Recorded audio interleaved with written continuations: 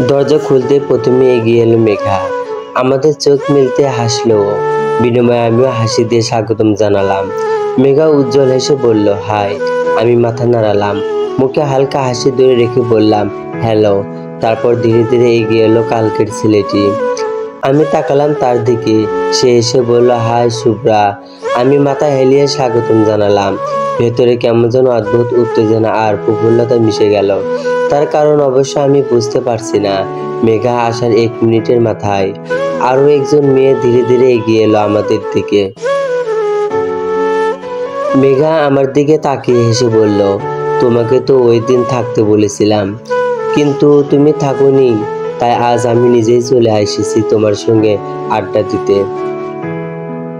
আমি মুচকি হাসলাম। মেয়েটা আসলে মিহক।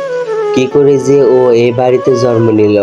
অতঃপর ওর কথার প্রতি উত্তরে বললাম, ভালো করেছো। আমি খুব খুশি হয়েছি। মেঘা অন্য মেয়েটির দিকে ইঙ্গিত করে মৃদু কণ্ঠে বলল, এই যে আমার বোন। তুমি তো আমার ভাই বোনকে তেমন চেনো না, চলো পরিচয় করিয়ে দেই। বলেই সে প্রথমে ও ছেলের দিকে ইশারা করলো। ও রাফিন, আমার ভাই, মানে আমার ছোট্ট আব্বুর ছেলে। আমার আব্বুরা যে 2 ভাই এটা তো অন্তত জানো। বলেই আমার দিকে হেসে তাকালো ও। আমিও মুচকি হেসে মাথা নাড়ালাম, যার অর্থ আমি জানি। মেঘা এবার মেয়েটার দিকে ইশারা করলো, ও আমার চাচাতো বোন, আমার ছোট আব্বুর একমাত্র মেয়ে নাইজা। ওই আপু অনু তাকিয়ে আছে আমাদের দিকে। শুভ আগেই ওদের দিকে পাশ কাটিয়ে চলে গেছে অন্যদিকে। আমি আশেপাশে তাকালাম, মনে মনে ভাবলাম, এরাই। ওই দিন তো রাস্তায় আরো এক গাদা ছেলে মেয়ে দেখেছিলাম, ওগুলো গেল কোথায়? মনের কথা মুখে প্রকাশ করেই ফেললাম, আর কেউ নেই। ওই দিন তো অনেকেই দেখেছি। মেঘা হেসে বলল, হ্যাঁ, ওরা আমার কাজিন, ফুফাতো ভাই বোন ছিল। আজ তারা আসেনি। পুপির বাসায় জরুরি কাজ ছিল, তাই বাসায় চলে গেছে। ওই দিন আরো কয়েকজন ছিল, ওরা মর্ম ভাইয়ের ফ্রেন্ড। আমি আবার আশেপাশে চোখ বুলালাম। মৃদু স্বরে বললাম, আহিল ভাইয়া কোথায়? ভাইয়া এসেছে তো, হয়তো আন্টিদের সঙ্গে কথা বলছে। হঠাৎ কথা নেই বার্তা নেই, আপু আমাকে সকলের মাঝখান থেকে টেনে অন্য রুমে নিয়ে যায়। আমাকে কিছু বলার সুযোগ না দিয়েই পাশের রুমে নিয়ে গিয়ে আচমকায় জড়িয়ে ধরলো আমায়। আমি হতভম্ব হয়ে রইলাম, হচ্ছে কি? পরক্ষণে আপু আমাকে নিজের কাছ থেকে ছাড়াতে জিজ্ঞেস করলো, সুবি, তুই কি আমার উপর রেগে আছিস? ওর কণ্ঠে যেন কষ্টের তীক্ষ্ণ একটা ছাপ ছিল। আমার বুক ছেদ করে উঠলো, অকারণেই চোখে জল আসতে চাইলো। ঠোঁট কামড়ে নিজেকে শক্ত করলাম। কিছুটা এগিয়ে গিয়ে আপুর 2 গাল হাতে রাখলাম। পাগল হয়েছিস নাকি? তোর ওপর রাগ করে থাকবো এমন সাহস আমার কই? আমার বড় বোন তুই, নিজের বোনের উপর কেউ রাগ করে থাকতে পারে? আপুর ঠোঁটে মুচকি হাসি ফোটে, কিন্তু সেই হাসিতে যেন প্রাণ নেই। আমি বুকে আবারও চাপ অনুভব করলাম। আমার বোনটা এত ধৈর্য কার থেকে পেয়েছে? এত কিছুর ভিড়েও কি মিষ্টি হাসি থাকে তার মুখে। আমি আবারও কিছু বলতে নিতেই অনু ছুটি এসে খবর দিল, আম্মু আমাকে ডাকছে। আমিও একবার আপুর দিকে তাকিয়ে মুচকি হেসে তড়িঘড়ি সেদিকে পা বাড়ালাম। ড্রয়িং রুমে পেরিয়ে যাওয়ার মুহূর্তে আচমকা পেছন থেকে ভেসে এলো এক টান টান পুরুষ কণ্ঠ, মিস শুভ্রা, তুমি কিন্তু তেমন করে আমাদের খোঁজ খবরই নিলে না। সম্পর্কে কিন্তু আমরা বেআইন। পুরুষ মানুষের শব্দ পেয়ে ঘুরে তাকাতে দেখি রাফিন। এতক্ষণে তাকে খুব ভালোভাবে চেনা হয়ে গেছে আমার। আমি হালকা হাসলাম, যদিও ভিতরে ভিতরে ব্যঙ্গটাই ছিল বেশি। আরে কেন নিব না? আপনাদের খোঁজ খবর না নিলে আর কারটা নেব? একমাত্র বোনের শ্বশুর বাড়ির লোক বলে কথা। যান যান গিয়ে বসুন, আমি এই 2 মিনিটেই আসছি। লোকটা সরল হাসি দিল, তারপর কিছু না বলে ভিতরে ঢুকে গেল। আমি ঠোঁট কামড়ে মনে মনে হাসলাম। খবর? আজকে তোমাদের ভালো করে খবর নেব। Just wait and watch. যতটুকু বুঝেছি, সেই দজ্জাল মহিলা তোমার মা। আমার বোনকে খাটানো, আমাকে অপমান করে কথা বলা। তোমার মায়ের আজ এক্সট্রা খবর নেব আমি ভেবেই যে না পা বাড়াতে যাব, ঠিক তখনই সামনে এসে দাঁড়ালো এক অনাকাঙ্ক্ষিত পুরুষ অবয়ব, যার নাম আমি আজই জেনেছি, মর্ময় শাহনাজ মর্ম। নামটা যদিও সুন্দর, কিন্তু আফসোস নামের মতো তার মনটা সুন্দর নয়। তিনি সামনে এসে দাঁড়াতেই ভরকে গেলাম আমি, কারণ তাকে এই মুহূর্তে চোখের সামনে দেখা কল্পনাও ছিল না আমার।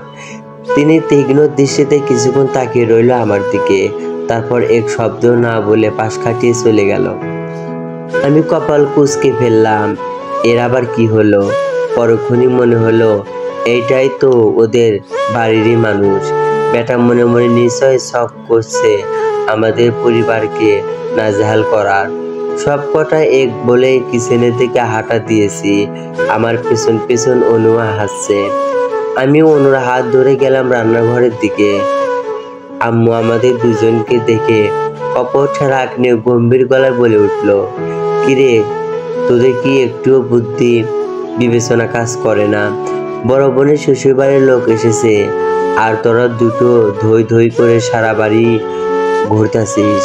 যা গিয়ে শরবত দিয়ে আয়। আমি তাকাই অনুর দিকে। অনু শান্ত আমার ছোটবেলার বন্ধু, সেই সুবাদে আমার আম্মুর কাছে তারা নিঃসন্তানের মতোই। আম্মু ওদের ছেলে মেয়ের মতোই দেখে, আদর যত্ন করে। আম্মু আমাদের কাজ বুঝিয়ে দিয়ে তার বেআইনের সাথে কাজে চলে গেলেন। অনু আমার দিকে তাকায়, আমি চোখ টিপ দিতেই ও অসহায় মুখ করে বলে উঠল, দোস্ত আরেকবার ভেবে দেখ। রাতের বিষয়টা বাদ দিলাম, কিন্তু এখন যা করছিস এটা কি ঠিক হচ্ছে? আমি নিচের দিকে তাকিয়ে মুচকা হাসি দিয়ে একদম ঠান্ডা গলায় বললাম, ঠিক হচ্ছে। এদের সাথে এটাই করা দরকার। শুধু তুই দেখে যা, আমার বোনকে সরল সহজ পেয়ে জ্বালিয়ে মারছে এরা যদি কোনো কারণে হার্ট অ্যাটাক করে মরেও যায়, তবুও আমার এই একটা কথাই মনে হবে, এদের সাথে যা হচ্ছে একদম ঠিক হচ্ছে। অনু এক দৃষ্টিতে আমার দিকে তাকিয়ে রইল। আমার ঠোঁটে তখন ধীরে ধীরে এক প্রকার কৌতুক মিশ্রিত আত্মবিশ্বাসে হাসি ফুটে উঠেছে, যেমনটা কেউ নিজের জয়ের আগেই জানে। আমি চুপচাপ পা টিপে টিপে আমি আমার ঘরের দিকে রওনা দিলাম। ড্রয়িং রুম থেকে তখন ভেসে আসছে বেজায় কথাবার্তার শব্দ। আমি ঘরে ঢুকে দরজাটা আলতো করে বন্ধ করলাম। ড্রয়ারটা খুলতেই একটা হালকা কাজ শব্দ হলো। আমি নিচের দিকে ঝুঁকে গোপন ক্ষোভটা সরাই, ঠিক যেমনটা গতকাল রাতে লুকিয়ে রেখেছিলাম। সেই কাঙ্ক্ষিত জিনিসটা আলোয় ঝিলমিল করে উঠল। জিনিসটা হাতে নেওয়ার সাথে সাথে আমার মুখে এক প্রকার দুরন্তর শান্তি নেমে এলো। ধীরে ধীরে আবার রান্নাঘরে পথে হাঁটছি। ফিরে এসে দেখি অনু শরবত বানিয়ে ফেলেছে। শরবত এর ট্রেগুলোতে আবার সুন্দর করে আর্টিফিশিয়াল ফুলও রেখেছে, যেন ভিআইপি সেবা। আমি শব্দে গুনে গুনে দুইটাই গ্লাসের মধ্যে পেটের ভেতর অস্থিরতা ধরিয়ে দেওয়ার মতো পেট খারাপের ওষুধ মিশাচ্ছি। তিনটার মধ্যে মিশানোর প্ল্যান ছিল, কিন্তু দুর্ভাগ্যবশত আরেকজন এখনো অনুপস্থিত। ওদের সাথে আসেনি সে ভদ্রতা মুখোশে অভদ্র মহিলা। একটু একটু করে গুঁড়োটা শরবতে মিশিয়ে শেষ করে গ্লাসগুলো আবার আগের মতো করে ঠিকঠাক সাজিয়ে দিলাম।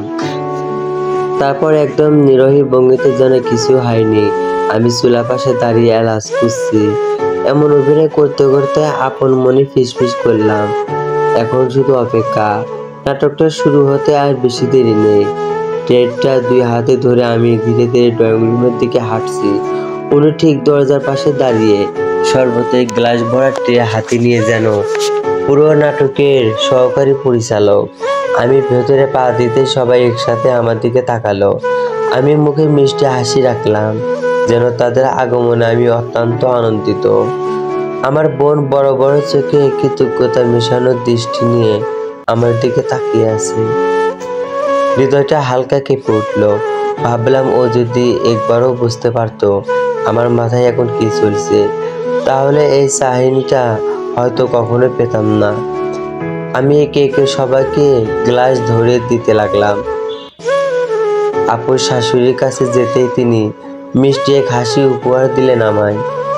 বাবা, সবকটা অভিনয় পাকা, যদিও আপুর শাশুড়ির সাথে আমার তেমন কথাবার্তা আগে হয়নি, তাই তার সম্পর্কে তেমন জানিও না। একে একে সকলের কাছে শরবত পৌঁছে দিয়েছি। কেউ প্রশংসা করছে, কেউ হাসছে, কিন্তু সবাই হাসি মুখে গ্রহণ করলো। আন্টি মানে আপুর চাচির সামনে গ্লাস বাড়াতে সে প্রথমে বিরক্তিকর এটা কটু চাহনি দিল। মনে হলো যেন পৃথিবীর সবচেয়ে নিকৃষ্ট জিনিসটা তার সামনে ধরা হয়েছে। আমি হার মানছি না, মিষ্টি এসে হাত বাড়িয়ে রেখেছি। ভাবসাবটা এমন যে আপনি এই শরবত গ্রহণ না করলেও আমি এক পাও নড়ব না। তিনি একবার বিরক্তির দৃষ্টিতে তাকালেন, পরক্ষণেই বিরক্তি চেপে রেখে গ্লাসটা তুলে নিল। আমি তার দিকে তাকিয়ে প্রায় অদৃশ্য একটা অভ্যাগত হাসি দিলাম। এবার বুঝবি কত ধানে কত চাল। এরপর আমার আপুর দেবর মানে সম্পর্কে আমার বিয়ে, তাকে কি বলে সম্বোধন করা উচিত জানা নেই আমার, কিন্তু যেহেতু আপুর দেবর ভাই ডাকতেই উপযুক্ত মনে হলো, আমি মর্ম ভাইয়ের সামনে গিয়ে দাঁড়ালাম। ঠোঁট বাঁকিয়ে কুটিল একটা হাসি দিলাম। মর্ম ভাই একবার আমার দিকে তাকাচ্ছে, একবার গ্লাসের দিকে। অনুপাশ থেকে বলে উঠল, দাঁড়িয়ে কেন ভাইয়া, নিন গ্লাসটা। মর্ম ভাই অনুর দিকে ঠান্ডা নজরে তাকালো, তারপর ধীরে ধীরে সেই দৃষ্টি আমার দিকে সরালো। সে একবার উপর থেকে নিচ পর্যন্ত আমাকে দেখে নিল, যেন প্রথমবার আমাকে নতুন করে মূল্যায়ন করছে। তারপর ঠান্ডা কাটা গলায় বলল, যার খবর নিচ্ছিলে তাকেই গিয়ে খাওয়াও। I don't like this. বাকিটা না বলে হন হন করে সামনে এগিয়ে গেল, আমাকে দাঁড়িয়েই রেখে মুখ খুলে কিছু বলার সুযোগটুকু দিল না। আমি হতবাক হয়ে গ্লাস হাতে দাঁড়িয়ে রইলাম। মাথার ভেতর শব্দটা শুধু একটাই ঘুরছে, কি বলল, এমন কেন বললেন উনি? উনি কি কিছু আন্দাজ করতে পেরেছে?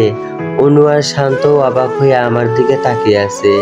আমি আর সেদিকে বেশি পাত্তা দিলাম না।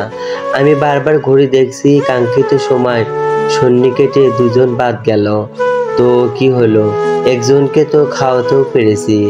কিছুক্ষণ পরে হঠাৎ বাড়ি কাঁপিয়ে হইচই, ড্রয়িং রুম থেকে উচ্চ কণ্ঠ আর দৌড়াদৌড়ি শব্দ। আমরা তিনজনই চমকে উঠলাম। তাড়াতাড়ি ড্রয়িং রুমে গিয়ে দেখলাম আপুর চাষি মারাত্মক পেট ধরে কুকড়াচ্ছে, মুখ লালছে। তার মানে ঔষধ কাজ শুরু করে দিয়েছে।